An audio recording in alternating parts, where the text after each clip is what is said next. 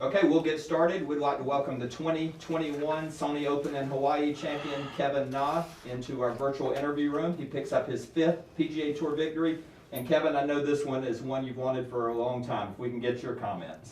Yeah, it feels great. I felt like Wailea is a golf course that I really have a chance at, and there's not too many of these left anymore, so I got to take advantage of it. And what a great feeling to win at a golf course I really feel like I can win at. You move up to number 10 in the FedEx Cup. You get to come back to Hawaii next year. I know those are all important things. Talk a little bit about your goals now for the rest of the year. Yeah, it's great to get off to a good start. I'm back in Maui, obviously here too. So already looking forward to next year. And it's a nice feeling. I know it's a Ryder Cup year. It's just all positives. I feel great. I'd like to. There's 4 seasons in a row I've won. It's a great feeling. Nice to get it done early, but I'd like to win another one before the season's over. All right, we'll get started. We'll start with Doug Ferguson from Associated Press. Hey, Kevin, congratulations. First of all, what was the club you hit from that rough on the 18th? What kind of medal was that?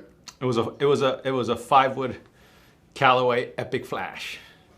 5-wood, that's all I needed. Thank Yes. you very much, marketing major. Listen, I know you said you had a lot of holes left, but when you're coming off kind of a shorty on 11, Yes. 3-putt on 12, how do you play those last 6 holes, knowing they're birdie holes, but knowing you can't afford to miss many of them either? Is that not? How do you find the freedom instead of the Yes. pressure? I guess. 13's obviously not really a birdie hole, and I hit in the left rough. Really far back, and I hit an unbelievable iron shot out of there to about 13, 14 feet, maybe 15 feet, and to make that one and bounce back from that 3-putt was what kept me in the tournament. And I knew that over the putt, I was like, man, I really need this one, and I was really happy to see that one go in, and and just kind of loosened me up a little bit too. Okay, thank you, Kevin. All right, let's go to Ben Everill with PGAtour.com. Thanks, mate. Well done. 4 in a row, like Thank said. you. I briefly heard you yesterday say that you hurt your rib on Wednesday. That could have been 3 years in a row. Can you take us through that potential frustration of almost missing out? Yes, obviously. 3 times in a row. Yeah, 2 years in a row I've been here and wasn't able to tee it up because of injuries. And this year, Wednesday morning pro-am, warming up, and I hit one hard and I pulled my rib. And I didn't know what to expect, and my trainer that I just added to the team, Cornell Dreesen, he helped me out a lot.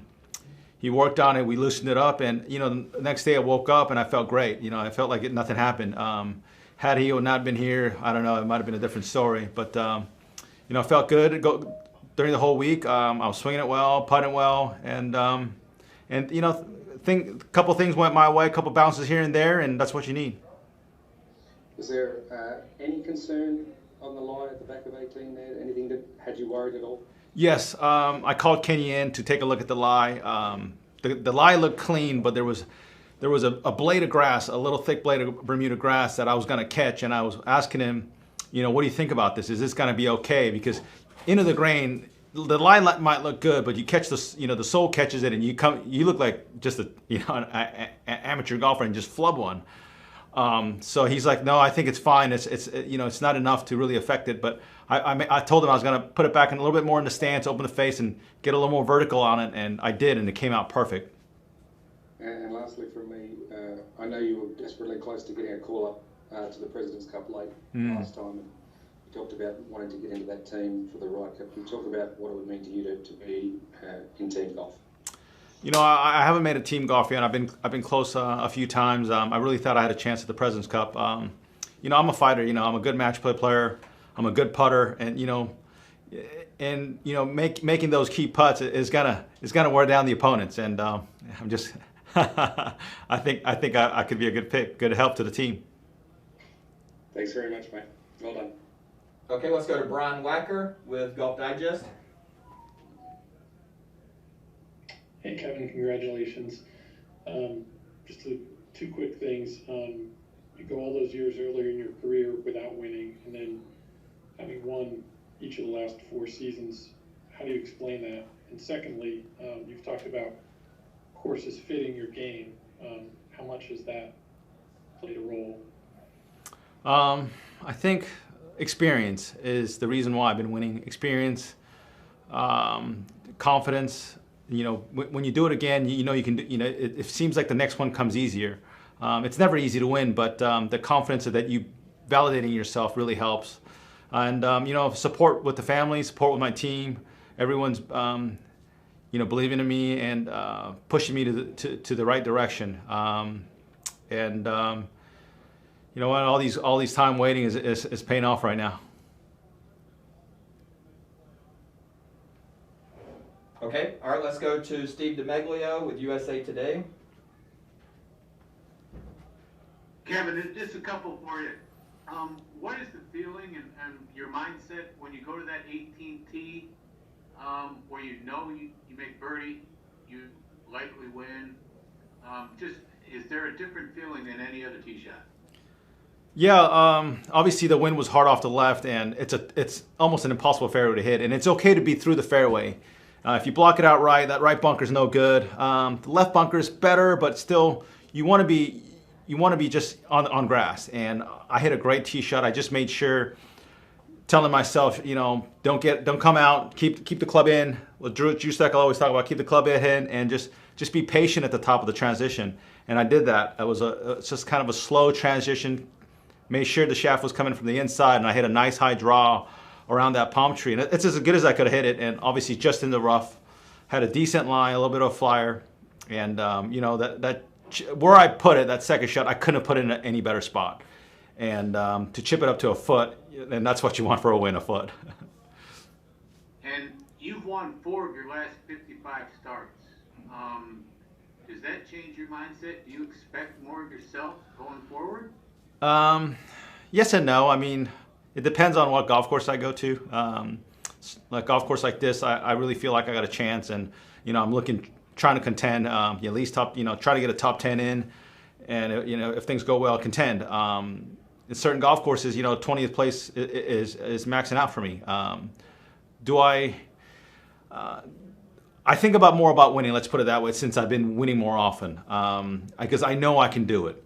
Before it was like, can I do it? I don't know. Now I know I just got to be, if I put myself in that position, I've got a good chance of pulling it off. Thanks, big man. All right, let's go back to Doug Ferguson. And a couple more, Kevin. I'm curious with your length, which is probably, I would think, middle of the pack on tour, long enough, obviously. But Yeah. Do you think that can sometimes be an advantage on this golf course to not tempt you into taking lines that more power players might take and get in trouble? No, I don't think so. I mean, it's nice to have that option. I mean, I've seen some bombers take some lines that is incredible, and it's fun to watch, and it's like, wow, it's like, what a shot there. And but you know, a golf course like this, you still have to hit the fairway. You have to make putts. Yes, those aggressive lines give you an advantage, but you know, if you run it through the fairway and you have a wedge in your hand from like 70 yards, it's a knuckler out of there. These Bermuda roughs are just long enough where it's difficult to control the spin. So I think on a golf course like this, fairway is a premium, and a guy that puts it in play and is got a guy like me has got a good chance, and I don't feel like I'm such a disadvantage, and mentally already there, I'm able to compete, because some weeks it's tough, because going into the week you're such at a disadvantage. And you look at the winners of Sony Open, and you see guys like Matt Kuchar, Zach Johnson, and me, a guy like me, having success here.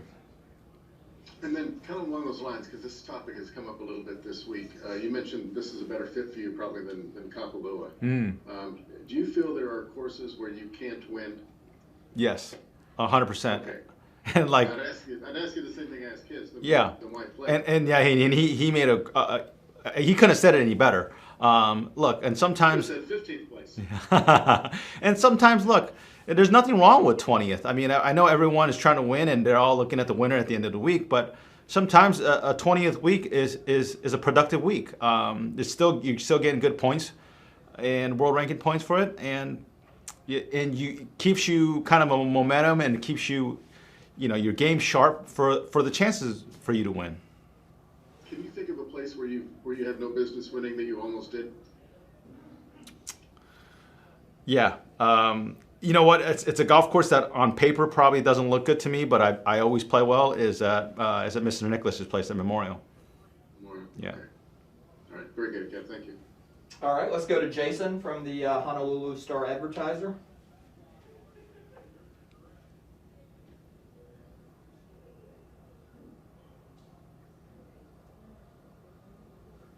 Jason, you'll unmute your computer. Do you have a question?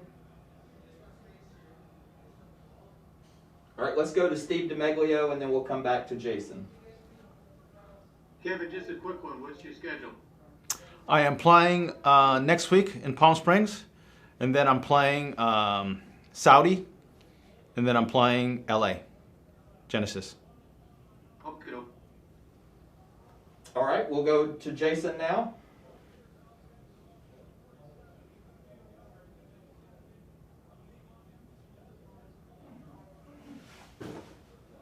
All right, Jason.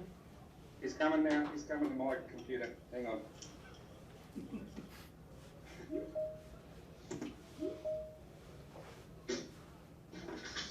Go ahead, mate. Just speak. All right, congratulations. Given some of the good results that you've had here in past years, does it make you more gratifying to be able to finish it off this time? Yes. I've had some chances here. I have some, I think, a couple of top fives here. And things didn't quite go well on Sunday, but and it's a golf course that I know that I got a chance at, and to be able to validate that is a great feeling. And did you find the course played any different today than the previous 3 days? Yes, I mean the wind was a totally opposite direction. Some of the holes played really difficult, and you know what, the hole locations were not easy out there today. I felt like today was the toughest condition out of the four. Thank you. All right. Anything else for our champion? Okay, Doug Ferguson. We'll close it up with Doug. Sorry, close it up with me. Have the goals you set for yourself and the ones you set for yourself now, how much have they changed, would you say, in the last 10 years? And can you give us a hint of what means the most to you? Winning. I used to be a really consistent player, a lot of top tens, a lot of make cuts. And yeah, winning was still important then, but winning felt a little bit of a distance to me. I know I could do it. I've won before, but it's been so long. I went so many years without winning that I've kind of forgot that feeling. And when I validated it at Greenbrier, it made me hungry for more. And I was playing maybe a little bit more aggressive when coming down the stretch. Not worrying so much about second or third. More focused on just that winning. And the fact that I know I can do it, and the composure that I've been able to control my emotions coming down the stretch has been really good. And I mean every year I hope to win and I expect to win on the right golf courses. And sometimes that adds a little bit more pressure on these golf courses, but I think it's just the mindset that when you go in that, hey, look, if things go well and I play well, I'm going to have a chance. Do you have a checklist of where you want to be at the end of the year? Yeah, I hit one of the. I hit one of the checklists already. The other checklist was I want to be top 20 in the world, back in the top 20 in the world before the year's over, contend in a major, and obviously you make it to the Tour Championship and so on. And then the big thing is the Ryder Cup. 23 in the world, 3 to go. All right. Thanks, Doug. All right, everyone, thank you for your participation. And once again, congratulations to our champion, Thank you. Kevin Na. Thank you.